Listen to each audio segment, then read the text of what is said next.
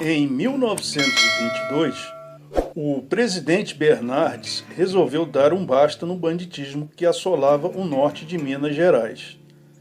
Para isso, encarregou o coronel do Exército, Odorico Pereira, de organizar a missão de capturar, vivos ou mortos, todos os chefes jagunços que se encontravam na região. Mas quem eram os temidos jagunços? Melhor, o que era especificamente a figura do jagunço em Minas Gerais? Para o entendimento dos ouvintes, se faz necessário recuar aos primórdios da proclamação da República, quando trouxe consigo a extinção da Guarda Nacional, constituída pelos grandes fazendeiros do Império, os denominados coronéis. Mas, mesmo assim, os velhos coronéis continuaram dominando a política. Seu poder se manifestava através do voto de cabresto, isto é, seus protegidos votavam naqueles que eles, os coronéis, determinavam, pois naquele período que situava a sociedade rural brasileira, as lideranças eram exercidas ou recebiam a influência política dos fazendeiros, os tais coronéis. O controle dos cargos mais importantes da administração pública era vital aos coronéis. Distribuídos entre seus parentes e seguidores fiéis, que trocavam os seus votos por empregos nas repartições municipais, por atendimento de saúde, enxadas e botinas e diversos favores. Isto quando o eleitor não era acompanhado até o local de votação pelos jagunços armados. Por causa do isolamento das cidades do interior e seu consequente distanciamento dos grandes centros urbanos, os coronéis tudo faziam, tudo podiam. E era dessa forma que as relações de poder funcionavam nos estados, principalmente em Minas Gerais.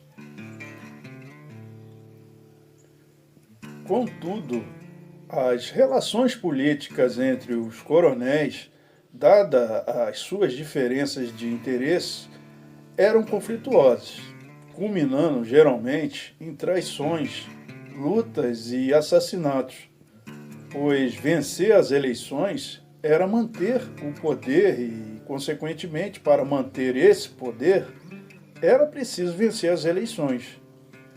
Isto se conseguia com a manutenção de bandos armados, encarregados de atemorizar os eleitores e eliminar os adversários.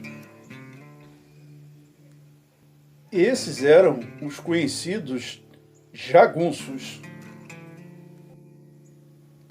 É nesse contexto que entra a figura do jagunço do sertão mineiro. Mesmo encerrados os conflitos, não raro os bandos de jagunços perambulavam saqueando as pequenas cidades e povoados no norte de Minas.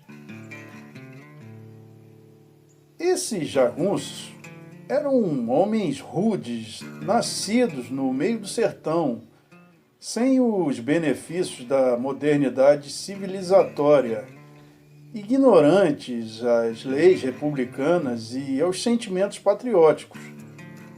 Então, não era surpresa que essa ignorância cívica só poderia levá-los aos vícios e torpes práticas do banditismo. Homens como Leopoldo Pires, um jagunço feroz como o próprio diabo, que não reconhecia ou temia nenhum tipo de autoridade, fosse delegado de polícia, juiz de direito, promotor e fazendeiro poderoso. Matava qualquer um que cruzasse o seu caminho. Para ele, e segundo o povo do sertão mineiro, a autoridade somente se fosse o demônio. de tão ruim, de maldade cruel, que junta seu bando em um ciclo de morte e sangue, espalhava o terror e a desordem pelo norte de Minas. Em todo o sertão não existia chefe tão temido e odiado quanto ele. Porém, todo ciclo um dia tem o seu fim. E o de Leopoldo Pires, sem que ele e seu bando se dessem conta, estava prestes a acontecer.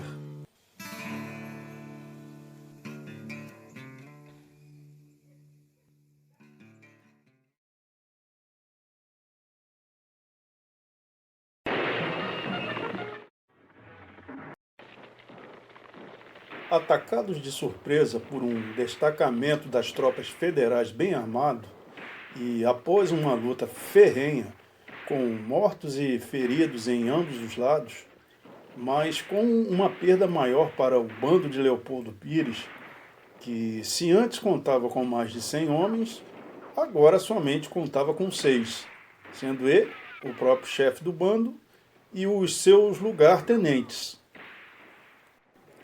Eram eles Idário, um dos mais experientes do bando e traiçoeiro como uma cascavel; Cosme, mais conhecido por Guatambu, um mulato alto e esguio, de raciocínio rápido e além de excelente rastreador do bando. Para armar uma emboscada não havia melhor que ele. Juca Certeiro, atirador nato, dificilmente errava um tiro. Virgílio Valente, corajoso e destemido. E, por último, Manelão, o menos falante do bando, mas de uma lealdade sem par e jamais questionava uma ordem. E também era o homem mais forte do bando. Com uma desvantagem numérica, só restou a Leopoldo Pires a decisão de bater em retirada com os 5 jagunços. Mas o oficial-tenente daquele destacamento federal, com a firme determinação de capturá-los, ordena a perseguição. Durante horas, caminhando pelas veredas, sofriam a perseguição implacável. Leopoldo Pires praguejou: "Soldadesca maldita, não descola do nosso cangote. Se a gente continuar nessa toada, nossas montarias vão tombar de esgotamento a qualquer momento." Então, Guatambu, que além de excelente rastreador, como mencionado antes, também conhecia profundamente os segredos das veredas e das capoeiras. Então ele disse a Leopoldo, sugerindo uma saída: "Chefe, o jeito é a gente arribar até as barrancas e se arriscar travessia pelo liso do Sussuarão e chegar lá pelos fundão da Bahia. Conheço o lugar. É traiçoeiro. Vai de ser dificultoso, mas os da lei não vão ter coragem de continuar a ir atrás da gente. E se tiverem a ousadia, vão ficar sem água e morrer à míngua. Então que seja Guatambu, e quem for homem de comprovada feitura, que acate o seu aconselhamento e me siga." E como não houve tempo para todo um preparativo de provisões e víveres para a perigosa e incerta travessia do Liso, pois com os soldados colados em seu rastro, não restava outra alternativa aos jagunços arriscar a travessia de improviso, na coragem e confiando apenas na sorte. E, desse modo, chegam até o caminho que inicia a longa travessia pelo temido liso do Sussuarão.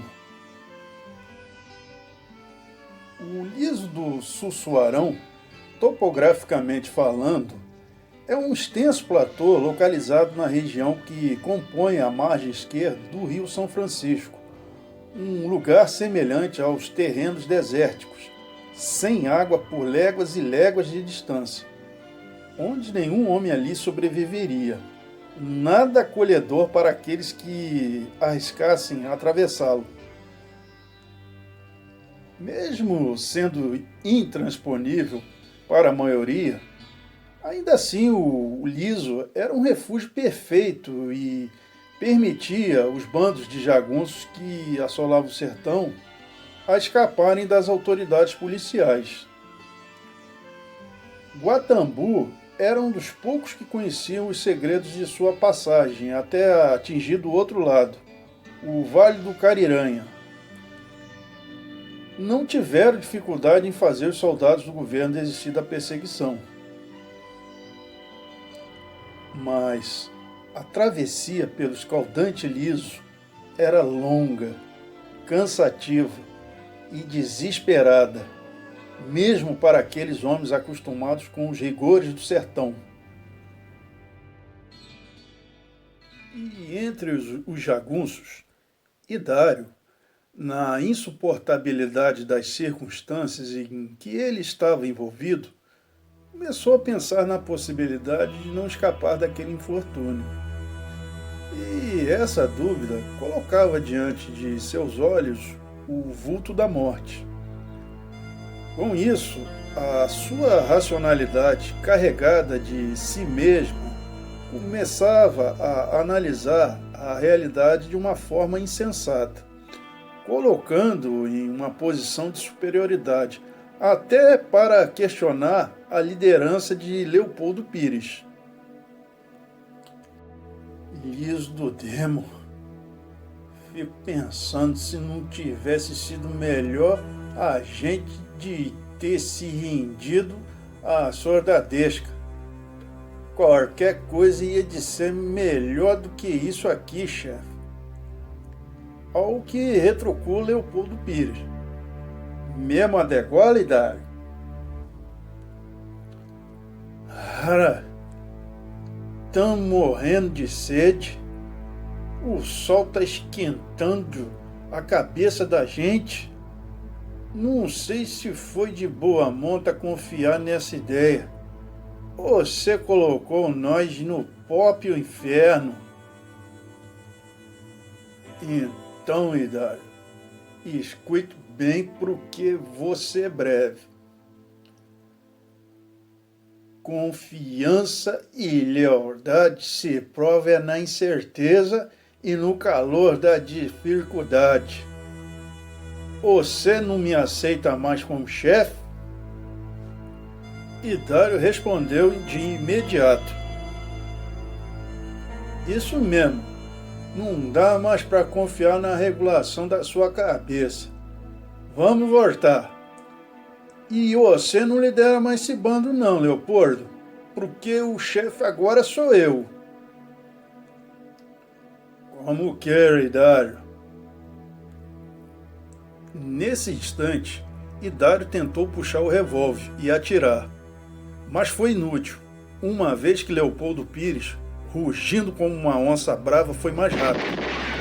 Quando atirou, o lado esquerdo do peito de Hidário foi atravessado pelo chumbo enviado por Leopoldo. Foi letal. Não se preocupe, que você não vai morrer de sede, porque defunto não tem sede, concluiu Leopoldo friamente. Ainda tem algum outro? Questionou Leopoldo Pires com o revólver na mão e olhando firme nos olhos dos outros jagunços. Mas ninguém respondeu. Nem era necessário, pois o silêncio deles era a confirmação de que a liderança do bando continuava a lhe pertencer. Leopoldo se aproximou do cadáver de Hidário, estirado no chão poeirento, e arranca deste a cabaça d'água que trazia.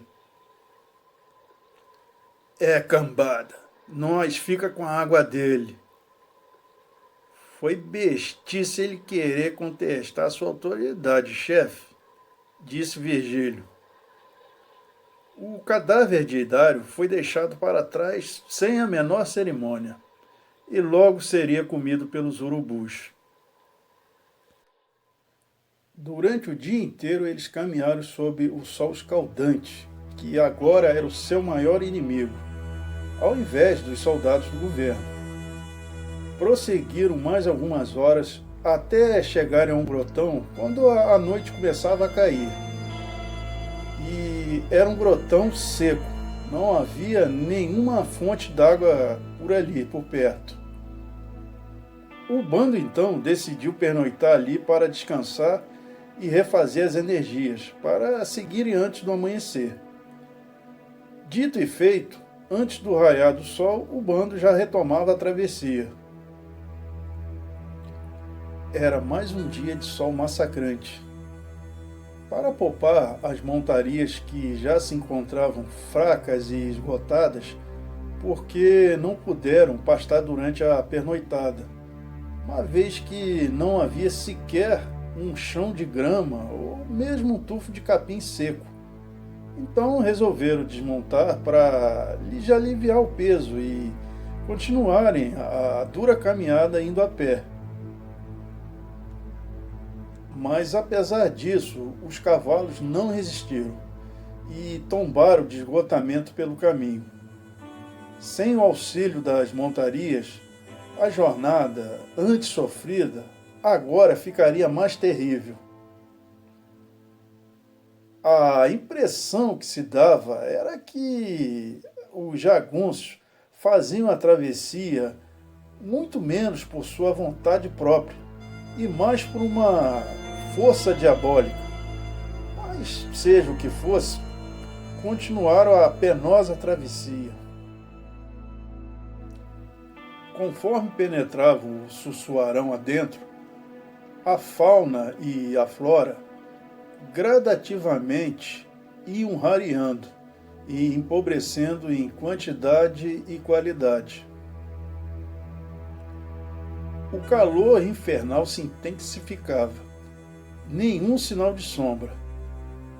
E água? Não havia, nem mesmo a de um brejo lamacento que pelo menos serviria para refrescar. Apenas lagoas de areias que lhes ofuscavam as vistas. Ei, desandança azarosa! Falou Virgílio, sentindo o corpo e os pensamentos pesados em demasia. A caminhada pelo liso continuava, e sob os seus pés, os jagunços podiam sentir o calor do chão seco do liso, ardendo como ferro em brasa. No céu, os urubus circundavam, como se esperassem as suas mortes a qualquer momento. Por aqui é tudo tão seco, mais algumas horas e a gente morre como os cavalos, de sede. Juca Certeiro inutilmente tentava sugar algum resquício de água em sua cabaça, cuja última gota já havia sido engolida há mais de uma légua. Continuaram a andar. Andaram e andaram. Até que, de repente, olhem ali, disse Guatambu, que rastreava mais a dianteira do bando, e apontando em uma direção. Urubus? Ah, Jesus, é o fim. Será que estamos andando em círculo? Deve de ser a carcaça de Dário. Eita, que o sol deixou você delirando com as ideias confusas, ô Virgílio. Andamos de costa para o sol. Tem que ser outra coisa, talvez de... Ai, venham ver isso, gritou Guatambu. E Manelão fez pouco caso. Ah, mas é só um infeliz de um bezerro morto. E pelo jeito morto por algum bicho. Mas sem nada pra gente beber. Ei, guiaste cabeça de mula, não tá vendo que o bezerro era gordo?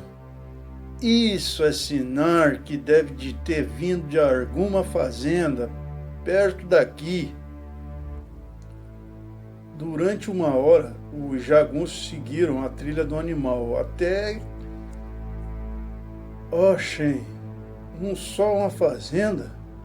Um vilarejo perdido nesse cafundó poeirento? Como não aperrei a cabeça quando tu tá com sorte, Juca Certeiro? E, peraí, tão ouvindo? Parece sino tocando. Deve de ser uma igreja. Vamos lá! E assim, os jagunços, de forma cautelosa, caminharam mais alguns metros e chegaram ao tal vilarejo, mas sem encontrar pessoas nas ruas.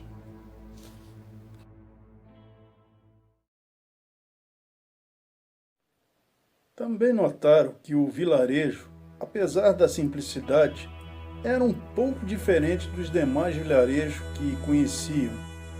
As moradias, as construções, tudo parecia ter outro acabamento, se comparado com a rusticidade dos povoados do norte de Minas. Desconfiado, Leopoldo Pires mandou que seus homens ficassem alertas para qualquer eventualidade. Juro para vocês que nunca pensei que existisse um vilarejo como esse nessas bandas do sertão. E cadê o povo desse lugar? Não tem ninguém, chefe. Mas havia sino tocando quando chegamos perto. Deve de ser domingo e o povo deve de estar tudo na igreja. Então o vilarejo é nosso. Ah, prosaque cambada. Vamos começar pelo armazém. Manelão, mete peito.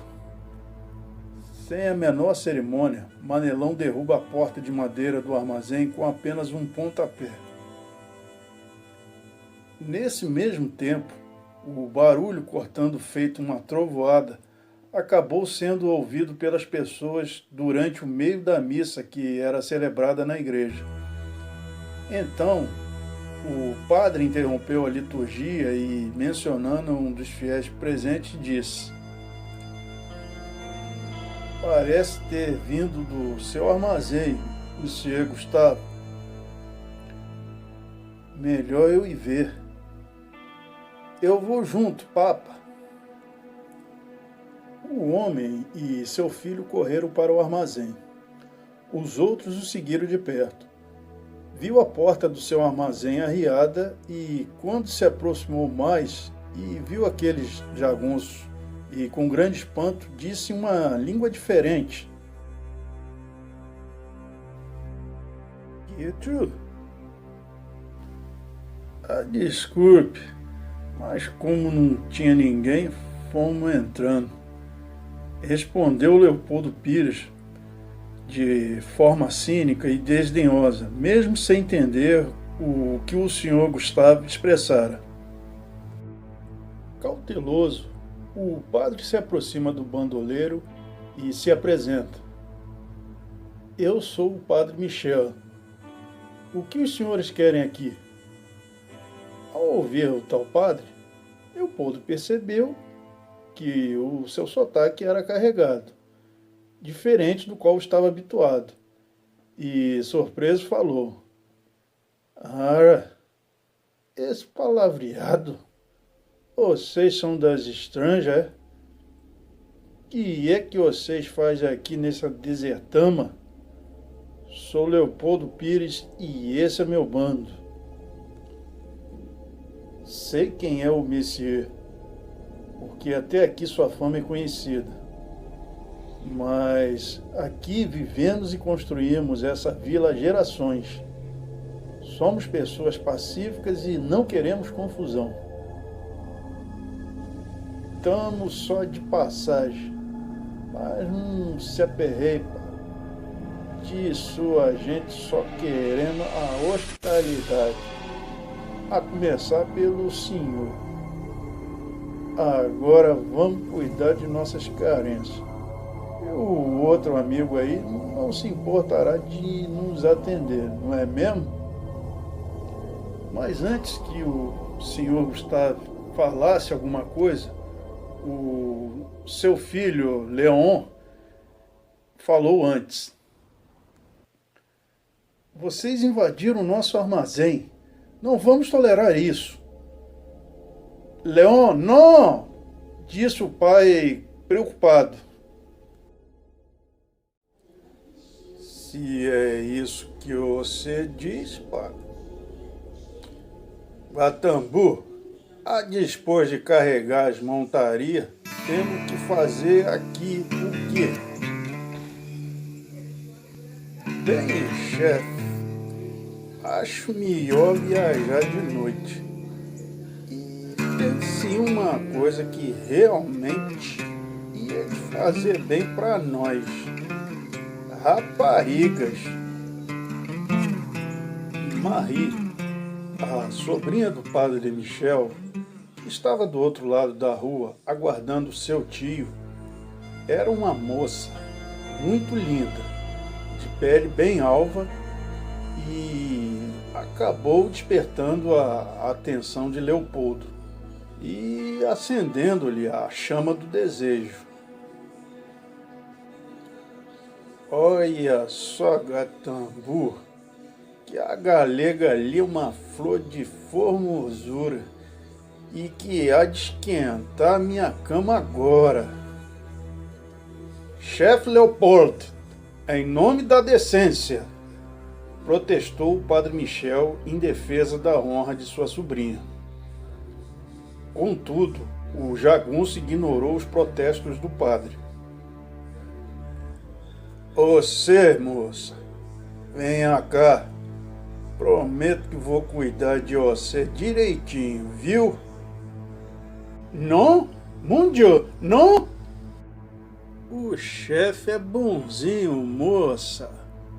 E nós somos bonzinhos também, disse Guatambu cinicamente e se aproximando da moça. No entanto, Marie, indignada, acerta um bofetão no rosto de Guatambu. Não ouse chegar perto, sal negra. E então, Marie sai correndo desesperada. Epa!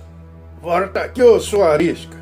Gritou o Leopoldo apontando o revólver para Marie. Sua danada! Eu avisei!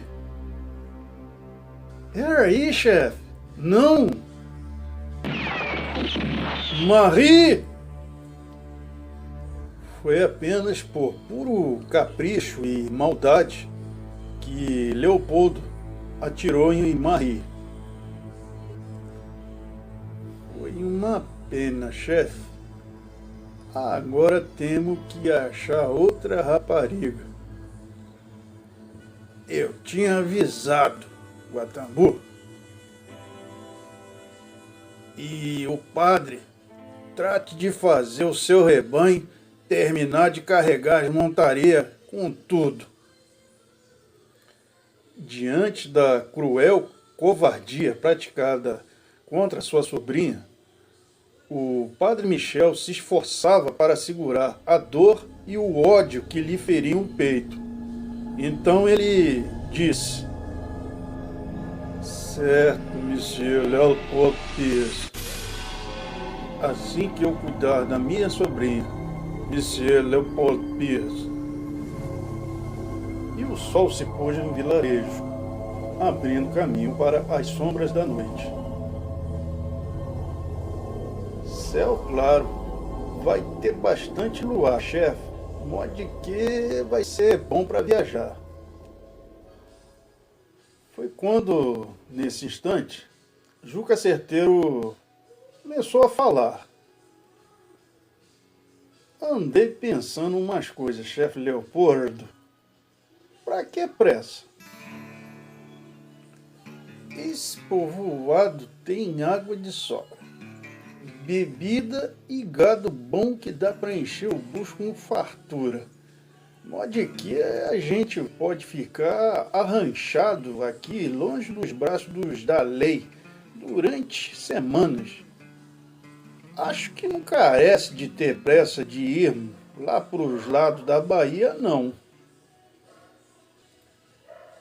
Estive pensando a mesma coisa, Juca Certeiro. Podemos de ter tudo e ainda posso reorganizar o bando. Então já está tudo decidido. Nós fica e não viaja agora. Diz a essa gente para guardarem os animais e a carga. Mas de repente, Virgílio entra e traz uma informação a Leopoldo. Chefe, os cavalos, as mulas, sumiram tudo. Mas como? Tava tudo aí antes. Manelão, vai com o certeiro e vê o que aconteceu. Mas, chefe, e o que é que fazem com o pessoal do vilarejo já dispôs? Passa fogo em todo mundo. Não quero que nenhum deles viva. Essa gente vai aprender que com Leopoldo Pires ninguém afronta. Virgílio, você e Guatambu, vem comigo. O Pires pegou uns trapos e querosene para fazer uma tocha. Se é assim que eles preferem, então esse vilarejo precisa de outra lição, Guatambu. Ué, vai ter festa joanina, chefe? Então vamos acender a fogueira. Então, Leopoldo carrega a tocha acesa, enquanto Guatambu e Virgílio o acompanham até a igreja. Padre, sei que tá aí dentro, chorando por sua sobrinha. Tenho uma coisa para lhe dizer. E em seguida, ouvir a voz do padre saindo da igreja. Eu sei, Monsieur Leopoldo. Você e seus homens resolveram ficar por aqui, não? Percebi que isso ia acontecer. Quando Leopoldo e Guatambu entram na igreja, encontraram o padre Michel ajoelhado ao lado da sobrinha que estava deitada no chão e parecia morta. O padre aí sabe que eu não ia aceitar o sumiço das montarias e da carga. E isso vai lhe custar a igreja, padre. Sarta fora, porque senão vai ser queimado junto com sua sobrinha defunta.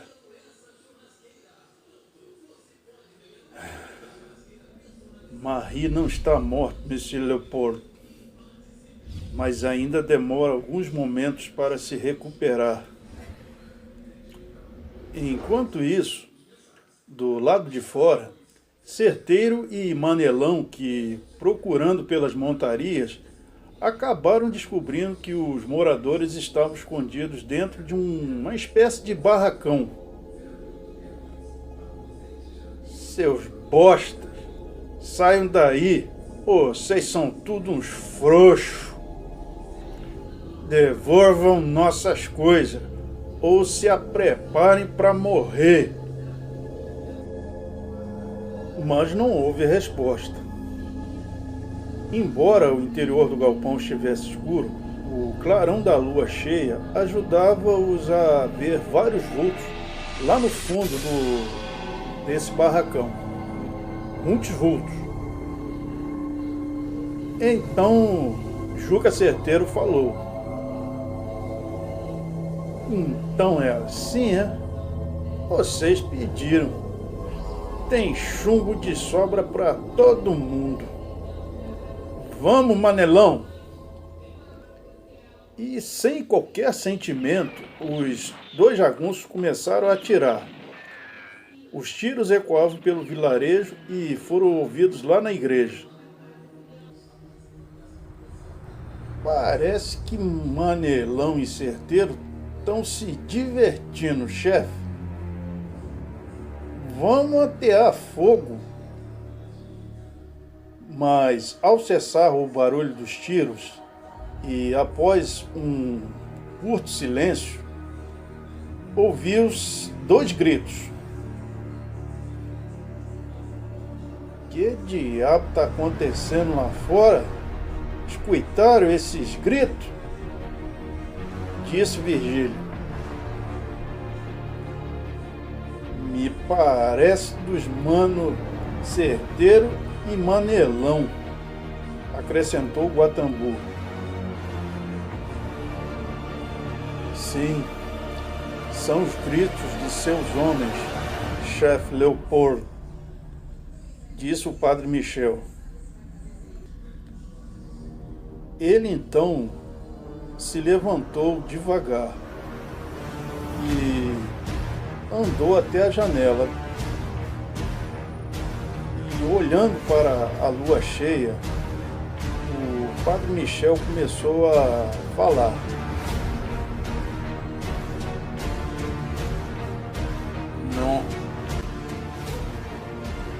Não vai haver fogo, apenas morte. Apesar de odiarmos isso, de querermos evitar isso, à medida que o padre falava, a sua voz foi se tornando cada vez mais grossa. Ficando, vocês não nos deram alternativa.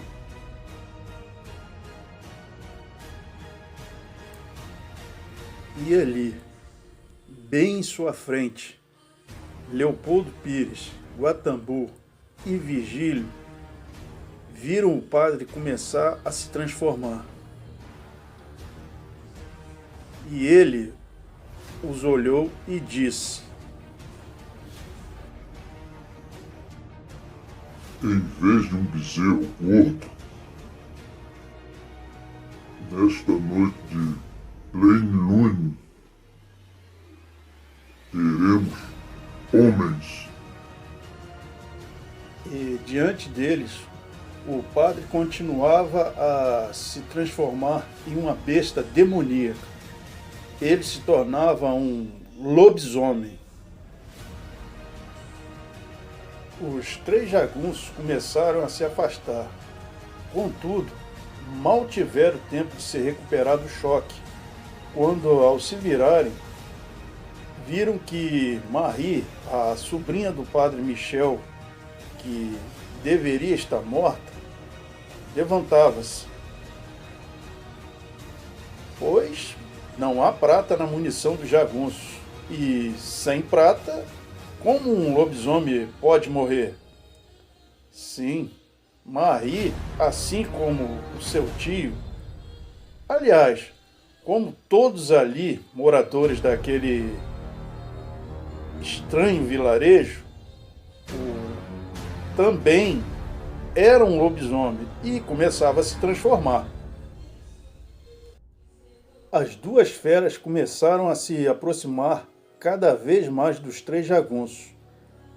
Tomados pelo desespero e pelo horror, eles começaram a descarregar suas armas.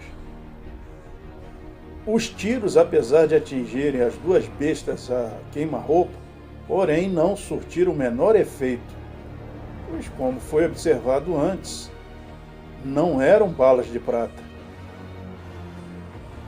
Eles se encolheram e ficaram parados, como se estivesse formando pensamento ou rezando, esperando por um milagre. Mas o destino deles já estava sacramentado. E na escuridão que se seguiu, as garras e presas trabalharam. Guatambu, Virgílio e o chefe Leopoldo Pires começaram a ser despedaçados e devorados pelas duas feras sedentas de sangue. E nesse mesmo instante, lá no galpão, 5 feras estavam devorando o corpo de Juca Certeiro.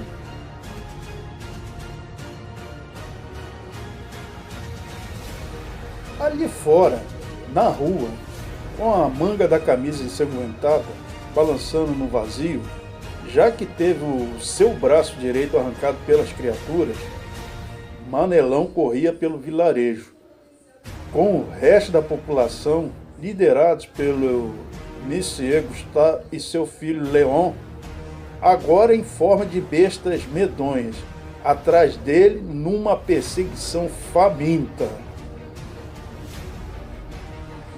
A igreja está na frente.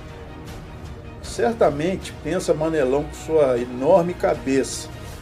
Lá dentro encontrará a segurança e o acolhimento dos manos velhos, Gatambu, Virgílio Valente e o chefe Leopoldo Pires.